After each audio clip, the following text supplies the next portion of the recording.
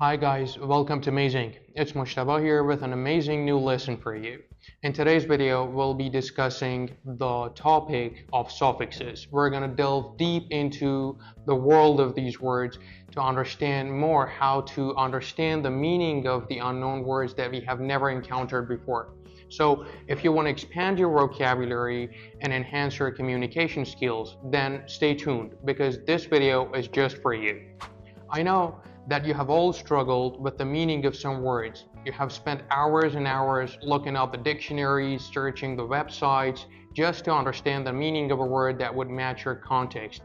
And it was getting nowhere because sometimes the meanings were not the correct ones that would match the topic you were studying. But here and today, in the following minutes, I'm going to tell you how to tackle this problem.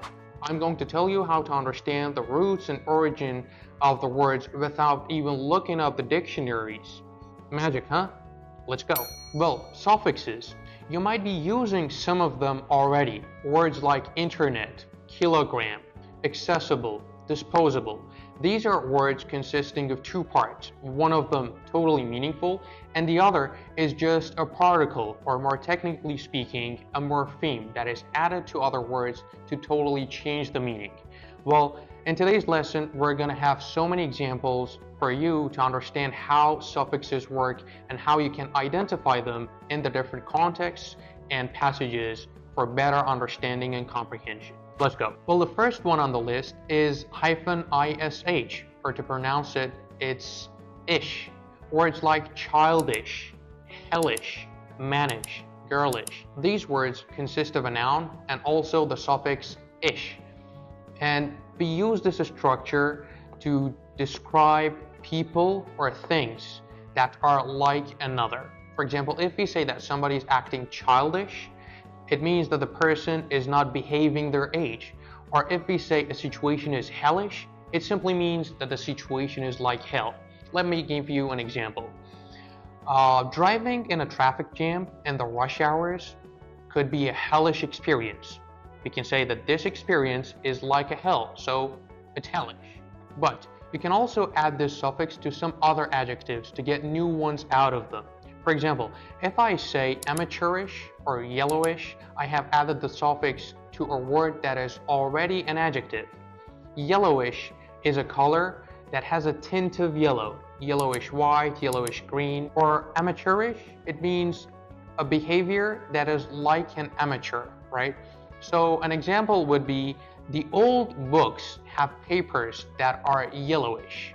So because they have gotten old, their papers are not totally white and they have a tint of yellow in them.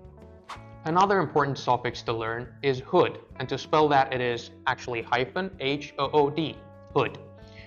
Words like childhood, manhood, brotherhood, these words are used to refer to a period of time or a state or a condition in which something is experienced. For example, childhood is the period of your time in which you are a child. Or to go with an example for brotherhood, we would have to say the members of a team develop a brotherhood after spending some time together. Another magical suffix that works like a wand is ify. You can add this suffix to some adjectives and then get verbs out of them. For example, we have simple and simplify. We have ample and amplify. We have example and exemplify. Simple as that. For example, our job here is to simplify the rules of grammar for all our audience. Or you can say social media platforms have given the opportunity to people to amplify their voices and messages across the world. So it was just a brief overview of the different suffixes that you could use for better comprehension and more enhanced speaking, but there are definitely a lot more.